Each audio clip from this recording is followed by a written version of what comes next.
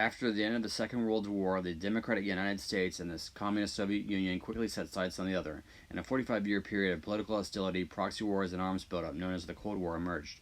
Although no declarations of war were ever made, the threat of nuclear weapons, which could be launched at any moment from home soil, made such declarations obsolete. Paranoia and distrust between the two opposed ideologies, although continents apart, were now at each other's doorstep thanks to the technologies of the space race. The space race, specifically the manned space programs and the intercontinental ballistic missile technologies that fueled them, played a big role in the fall of the Soviet Union and the end of the Cold War by pushing the Soviet Union beyond its economic capacities. On October 4th, 1957, the space race started with the Soviet Union's launching of Sputnik, the first artificial satellite.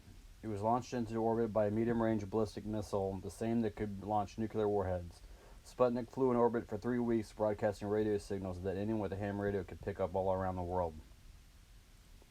Some historians have claimed that this event was the catalyst for the space race and was unparalleled in significance since Pearl Harbor, according to historian Walter McDougall. 4 months later, the U.S. Army responded with Explorer 1 after its first failed attempt with its own satellite. Up until 1957, the U.S. was first in nuclear weapon and missile technology. The fear of the time was that a leader in space technology would also lead to a tactical advantage in nuclear missile technology.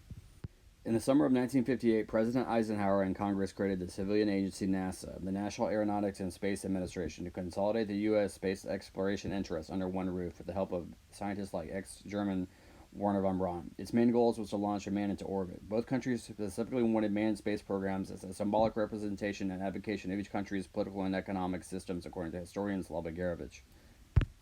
3 years later, NASA achieved its goal with Alan Shepard orbiting the Earth and returning home safely. However, 1 month prior, Soviet cosmonaut Yuri Gagarin became the first in space on April 12, 1961, beating the Americans to it.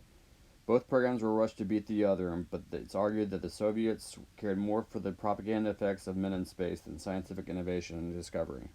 3 weeks later, on May 25, 1961, JFK, in his second State of the Union speech, announced his pledge that the U.S. would send men to the moon before the decade is out.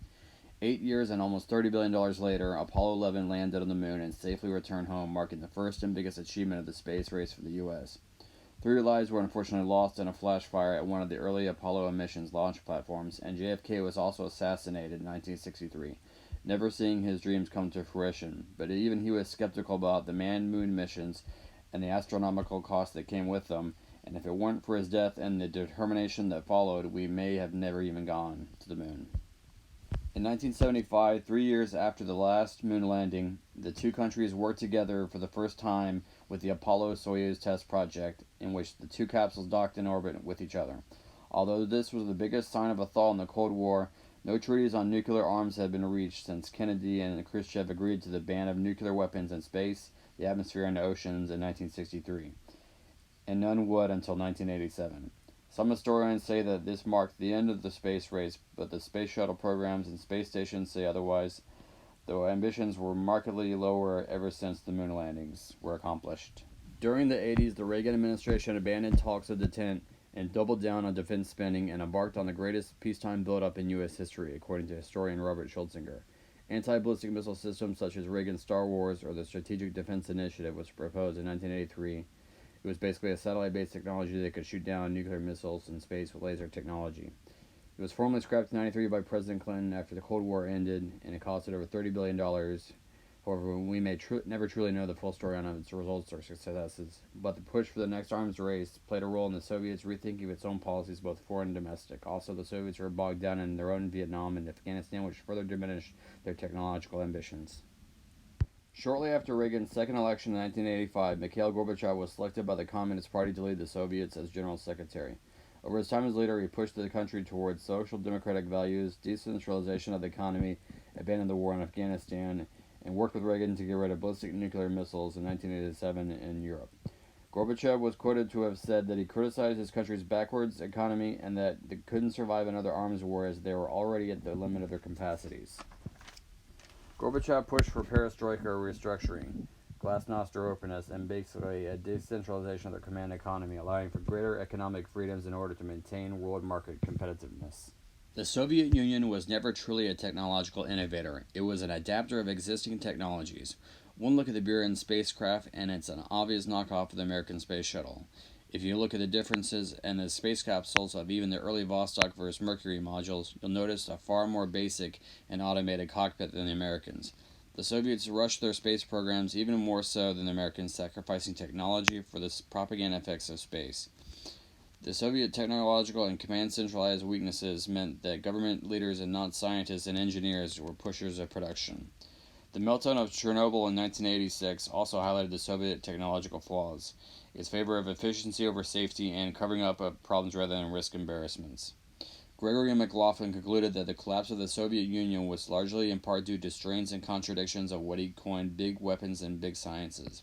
Basically, that a socialist market government space weapons program couldn't compete with a free market capitalist economy like that in the U.S. William Wolford wrote that the inefficient and poor Soviet Union lost competitiveness by the 1980s. Once the Soviet Union lost control of some of its satellite states, starting with East Germany in 1989, and didn't have the economy to help rebuild them or its own country after the 80s declines, Gorbachev ultimately resigned to Boris Yeltsin in 1991, signaling it to move away from communism and towards a free market but socialist economy. The arms and space race helped push the country to that point, revealing its weaknesses in technology and economy as compared to the U.S. The Cold War was essentially an arms race maneuvering to place those weapons strategically around the Earth and in space in propaganda efforts to build a coalition of allies in developing countries.